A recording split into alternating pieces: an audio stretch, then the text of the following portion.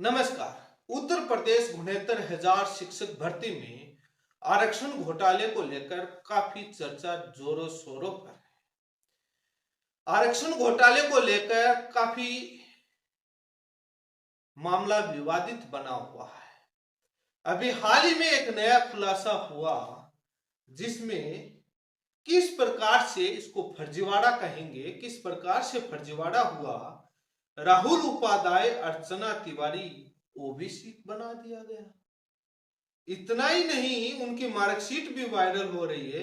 विजय कुमार गुप्ता का SC category से चयन। ये जातियां कब से ओबीसी और एससी में आने लग गई। जब इनकी मार्कशीट वायरल होती है तब सिस्टम पर प्रश्न चिन्ह लग जाता है। ये तो कुछ उदाहरण है, पता नहीं कितने बड़े स्तर पर क्या हुआ हो। डॉक्यूमेंट वेरिफिकेशन जांच करने वाले अधिकारियों को क्या मालूम नहीं था ये किस आधार पर, क्योंकि उत्तर प्रदेश नहीं राजस्थान हो, फर्जी सर्टिफिकेट जिसमें जाति, जिसमें विकलांग, खेल सर्टिफिकेट का तांडव मचा हुआ है। राजस्थान में बड़े स्तर पर जांच हो रही है, सामने आ रही है। तो ये फर्जीवाड़ा कहेंगे जो नौकरी पाने के लिए कैटेगरियां बदल लेते हैं और फर्जी सर्टिफिकेट भी बनवा लेते हैं, इनका तो नहीं। लेकिन इनकी जो मार्कशीट वायरल हो रही है वो आपके स्क्रीन पर है, आप देख सकते हैं।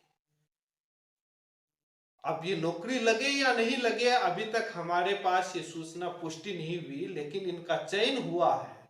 यदि नौकरी लग भी गए तो डॉक्यूमेंट वेरिफिकेशन करने वाले अधिकारियों पर प्रश्न चिन्ह खड़ा होता है कि उन्होंने क्या जांच किया डीवी में। लेकिन सवाल ये होता है कि आखिर इसका जिम्मेदार कौन है। दूसरी तरफ उत्तर प्रदेश 69,000 शिक्षक भर्ती में आरक्षण मामले को लेकर हाईकोर्ट में केस चला, वहां से जीते अब सुप्रीम कोर्ट में।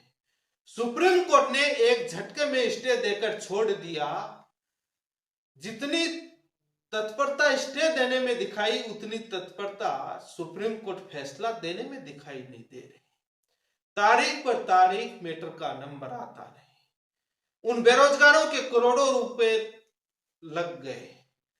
मेंशन कराने के नाम पर सीनियर वकीलों के बार बार अपीयर होने पर जुतियां घिस गई उत्तर प्रदेश से दिल्ली जाने के लिए। आखिर कौन जिम्मेदार, किससे सवाल पूछें, किसको जाकर पीड़ा सुनाएं। मेंशन कराते हैं तो कोर्ट कहती है सारे मैटर इक्वल हैं, बारी से आइएगा नंबर आ जाएगा, देख लेंगे। 2019 की भर्ती 2025 आ गई। मेरी अपील है सुप्रीम कोर्ट से, कब देख लेंगे 2035 में। जो एक जनता में है कि कोर्ट कचहरी के चक्कर काटते काटते जुतियां घिस जाती है, केस 15-15 साल चल जाते हैं। भैया कोर्ट कचहरी के चक्कर मत पड़ जाना, यह बड़ा है। क्या यही संदेश दिया जा रहा है? मैं इस बात से इनकार नहीं करता कि सुप्रीम कोर्ट के पास मैटर नहीं होंगे, सारे मैटर इक्वल है, सारे मैटर की सेंसिटिविटी है, टाइम कम होगा। लेकिन स्टे देने में तत्परता जितनी दिखाई उतनी उसमें भी ये अक्सर देखने को मिलता है। एक उत्तर प्रदेश की 69,000 शिक्षक भर्ती नहीं, राजस्थान हाईकोर्ट की एलडीसी भर्ती जिसमें ओबीसी की कट ऑफ और आरक्षित कैटेगरी की जनरल से ज्यादा रख दी। हाईकोर्ट से न्याय मिला, सुप्रीम कोर्ट ने एक झटके में स्टे दे दिया। वही तारीख पर तारीख और फैसला नहीं हो रहा। इस विषय को लेकर इस वीडियो में विस्तार से चर्चा करूंगा। यदि आप मेरे चैनल पर पहली बार जुड़े हैं तो चैनल को सब्सक्राइब करें, वीडियो को लाइक करें, सभी जगह शेयर जरूर करें ताकि आपकी आवाज बुलंद हो सके। जब उत्तर प्रदेश 69,000 शिक्षक भर्ती में आरक्षण घोटाले की चर्चा होती है, काफी आंदोलन हुआ, धरना प्रदर्शन हुआ, मैंने कई वीडियो बनाए। उत्तर प्रदेश सरकार और मुख्यमंत्री इस बात से नकारते रहे हैं, इनकार करते रहे हैं। भर्ती प्रक्रिया पूरी पारदर्शिता से हुई, कोई घोटाला, कोई आरक्षण नहीं हुआ, कोई घोटाला नहीं हुआ, कोई अनियमितता नहीं हुई। इसी मसले पर कांग्रेस घोटाले को लेकर आरोप लगा रही है और जांच करने की मांग भी कर रही है। जब से ये मार्कशीट वायरल होने लगे तब और भी आवाज उठ रही है तमाम पार्टियां। यदि कुछ भी नहीं हुआ तो उत्तर प्रदेश सरकार को जो जितने पदों पर ज्वाइनिंग दी गई उन सभी का जो सिलेक्टेड कैंडिडेट का नाम, कितने मार्क्स आए, कौन सी कैटेगरी से आता है, कौन सी कैटेगरी में उसका चयन हुआ है, ये सारी डिटेल डाल दीजिए लिस्ट में। पीडीएफ है, जनता के पास समय है, सॉफ्टवेयर है, 10 मिनट में फिल्टर करके आपको बता देंगे कि कितना हुआ है किस कैटेगरी में और कितना किसको दिया गया है। डालिए तो शुरू पूरी डिटेल के साथ। आपके पास समय नहीं होगा, आपके अधिकारियों को इतनी टेक्नोलॉजी नहीं आती होगी, जनता को आती है, ताकि ये भ्रम तो दूर हो। आपके बयान दिए जा रहे हैं, लेकिन दूसरी तरफ सुप्रीम हाईकोर्ट का फैसला भी तो कुछ कह रहा है, इसलिए डाउट तो हो रहा है। हाईकोर्ट कह रहा है कि नियमों की पालना नहीं हुई, दोबारा से रिजल्ट, यदि कुछ गड़बड़ नहीं होती तो हाईकोर्ट कैसे करे? हालांकि मामला सुप्रीम कोर्ट में सब जुडिशरी है, सुप्रीम कोर्ट ने स्टे दे रखा। यह बड़ी एक रोचक बात लगती है। आरक्षण का मामला कहीं से भी जाए, किसी भी राज्य से, किसी भी कोर्ट में स्टे बहुत आसानी से दे देते हैं, ओबीसी एससी एसटी के मामले में। क्योंकि भी मैं आरोप नहीं लगा रहा, बड़ा मैटर होता है, सेंसिटिव, इसलिए ध्यान से सुनने के लिए, विस्तार से सुनने के लिए। ईडब्ल्यूएस वाला मामला जब दिया गया उस पर स्टे नहीं दिया गया। ओबीसी एससी एसटी का कहीं भी बढ़ाएंगे घटाएंगे, कुछ भी विवाद होगा तुरंत स्टे आ जाए, क्योंकि ये एक संवैधानिक ढांचे का होता है। तो इसलिए विस्तार से सुनकर के लॉन्ग आर्गुमेंट में एक रिपोर्टेबल जजमेंट देने के लिए करना पड़ता। मैं मंशा पर सवाल नहीं खड़ा कर रहा, मैं ये बता रहा हूं ये इसलिए करते हैं। बाकी आप जो समझे मैं क्या करूं,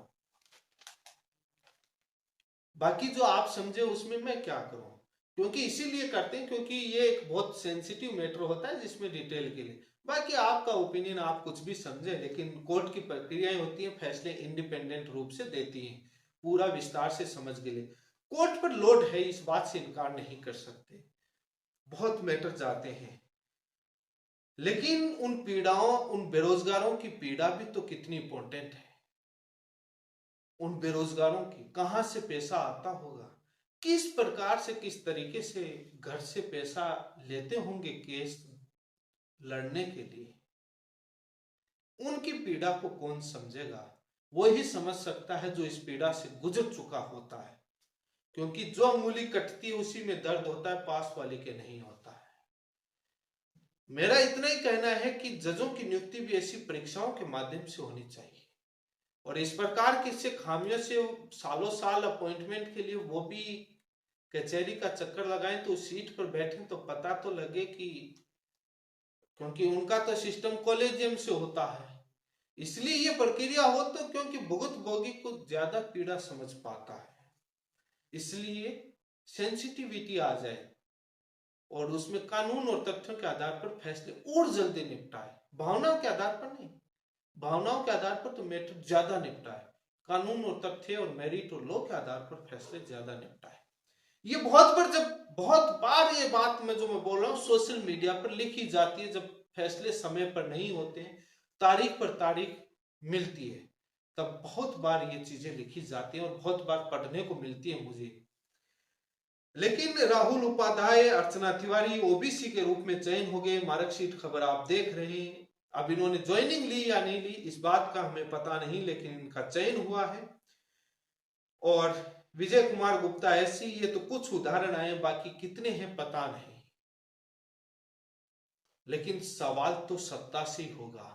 नियम वही बनाते हैं, ज्वाइनिंग वही देते हैं, आखिर कोर्ट कचहरी में जाने की नौबती क्यों आए? यदि आप सही तरीके से भर्ती प्रक्रियाओं को करेंगे, होती नहीं है, कहीं ना कहीं तानाशाही होती है, तभी तो ये हो रहा है।